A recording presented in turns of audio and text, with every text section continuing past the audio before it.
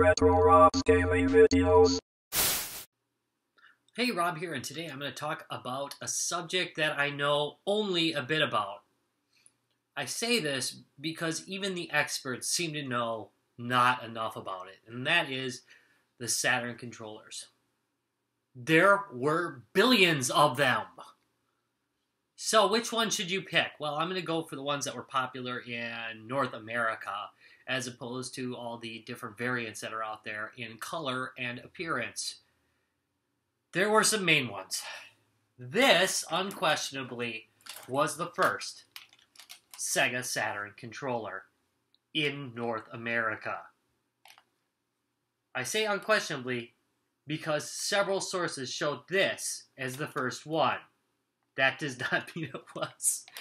But it does, the story makes sense that the second one was created due to cost issues, that it was less expensive. But anyway, this is a very American controller. It's much like the Sega Genesis controller, the 6-button controller, but a little bit beefier. And I'll tell you the truth, it's okay to play with. But I have to tell you, it just feels somewhat off for my large hands. It's not terribly comfortable, other than the fact that they have these little concave buttons here.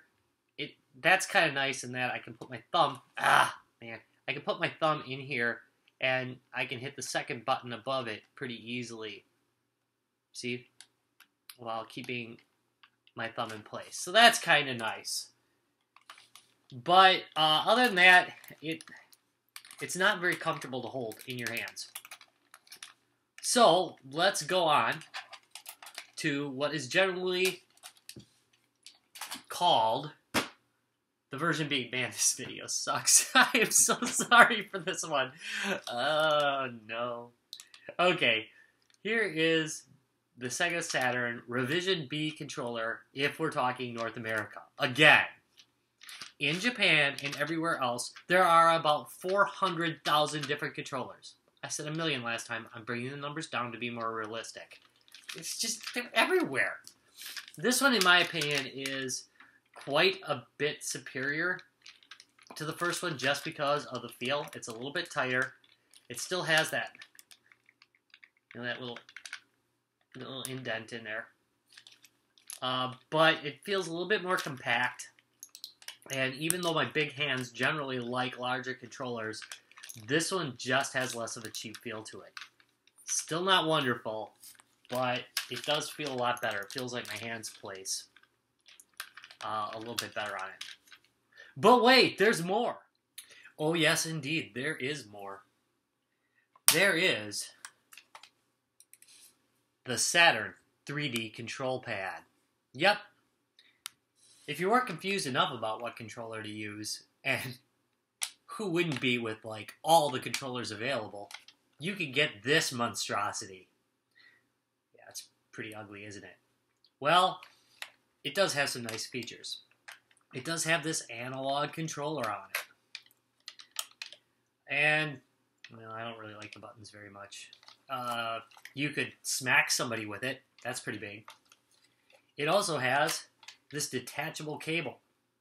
The detachable cable was actually made for future expansions. They were going to put like a tilt sensor on it. I believe it was for Nights into Dreams was the game that was going to support this tilt sensor, but the tilt sensor was never made.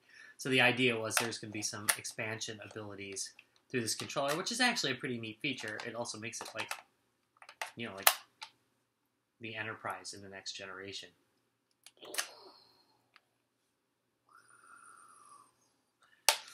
Also made it so you could lose the cable, which is kind of nice. Anyway,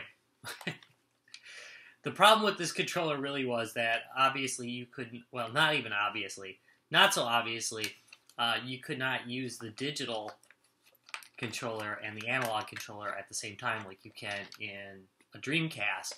You would have to switch between them because some games just didn't support this.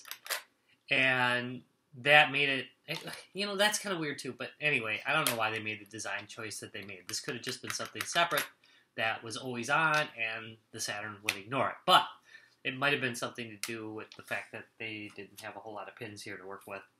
But anyway, Now, you could even do something with that.